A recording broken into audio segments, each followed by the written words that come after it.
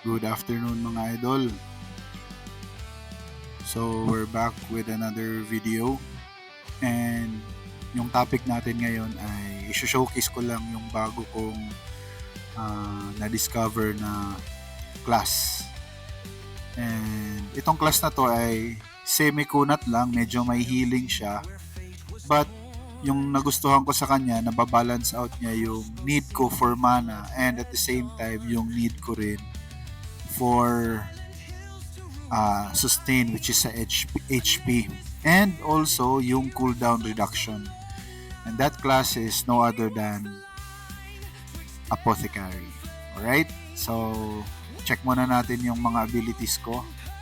So ito nga pala, the only reason kung bakit napadpad ako sa Apothecary kasi 'di ba naka hunter naman talaga ako, ganyan. Tapos ngayon kapag hunter kapos ako sa mana. So, sabi ko, kung kapos ako sa mana, teka nga, balik ako sa Saint kasi 'di ba? Alam niyo naman na Saint yung ginagamit ko pang grind. Yun nga lang, sa Saint hindi magle-level itong Weapon of Darkness, which is pinapa-master ko siya. So, sabi ko, teka, balik tayo sa Saint. Nung swing up ko yan, ganyan, napadpad ako dito sa Apothecary. So, binasa ko naman, ganyan. Tapos sabi ko, okay lang kasi medyo makunat naman ako. Yun pala, meron pala siyang ganito. Ang tawag dito, Wind of Purification. So, itong class na to, meron siyang active na skill na pwede mong i-cast. It will remove the debuffs for the caster and the party members, recover 4% of HP, and increases the movement speed, diba? For a short duration. Tapos ito pa, meron pa siyang cooldown reduction na 6% decrease. Saktong-sakto nagpapa-level ako ng Weapon of Darkness. So parang bumagay na lang din. Although maraming mga videos sa YouTube na nagpapakita how to level up a skill faster, mas gusto ko lang yung ganito kasi pinapa-level ko din not only the skill or the ability but also the weapon mastery. So, yan. And another thing, meron mataas yung healing niya is 4.5%. And then meron din siyang attack power na ganun. So, sabi ko semi-kunat lang. Parang siguro ma-amplify niya lang siguro yung lifesteal, I don't know, but the point is I came up, kumbaga in serendipity I came up with this na merong cooldown reduction pa dyan, and then cooldown reduction pa dito sa ability, sa ability mismo or sa class, and then napapa-level ko din yung Weapon of Darkness. And tignan natin, let's look at yun yung niya, class na active na skill. So let's look at the character and see it play for maybe mga 20 seconds.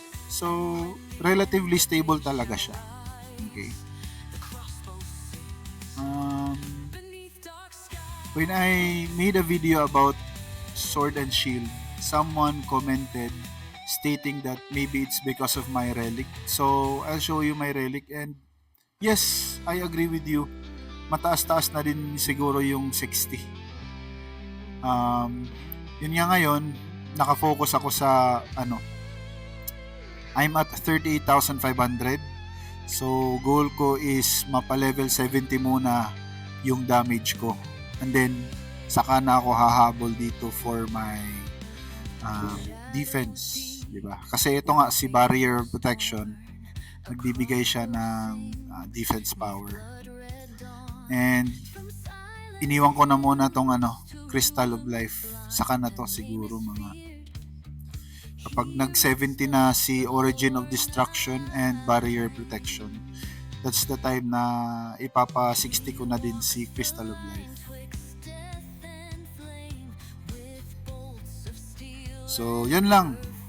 If ever you are in a similar situation na Gusto mong magpa-level ng both sword and shield or weapon mastery, and at the same time your character is hungry for mana. So tignan nyo naman, my MP consumption every 5 seconds is 310 while my recovery is only 209. That's a deficit of 101 mana points, di ba? But still kaya natin siyang i-cope up because of the life tap maestro. And also, if you're also leveling Weapon of Darkness or any ability that is included in Apothecary, either Trick, Support, or Vitality, then try to consider using or exploring the Apothecary class. Alright, good afternoon sa ating lahat. I hope makalut kayong lahat ng epic, kasi ako nakalimutan ko na kung anong kulay ng epic. Good afternoon. Keep grinding.